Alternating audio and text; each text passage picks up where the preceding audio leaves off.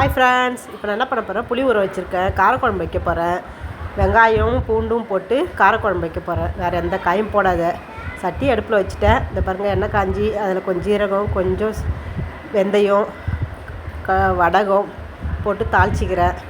வடகம் பொரிஞ்சோடனே வெங்காயம் கட் பண்ணி வச்சுருக்கேன். பொடி வெங்காயம் போட்டுக்கோங்க, பெரிய வெங்காயம் போடாதீங்க. பொடி வெங்காயத்தை பொடி பொடியாக கட் பண்ணி வச்சுருக்கேன், உரித்து. அது கூட பூண்டு உரித்து வச்சுருக்கேன். அதையும் ஒரு 2 கை போட்டுக்கிறேன். போட்டு நல்லா வதக்கிடுங்க.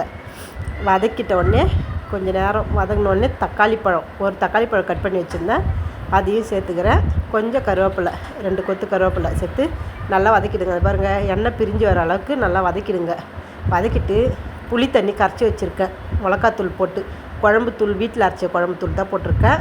போட்டு அப்படியே ஊற்றி கொதிக்க விடுங்க. அதை பாருங்கள், நல்லா கொச்சி வருது. கொச்சி வந்தோடனே கொஞ்சம் வெல்லம், ஒரு 2 கட்டி வெல்லம் போடுங்க. திட்டமான அளவு போடுங்க, ரொம்ப தித்திப்பு வேணாம். காரத்தை எடுக்கிறதுக்காக. அதை பாருங்கள், அழகாக கொச்சி வந்துக்குது பாருங்கள். செம்மையாக இருக்குதுங்க குழம்பு. சாப்பிட்டு பாருங்கள், நீங்களும் சமைச்சு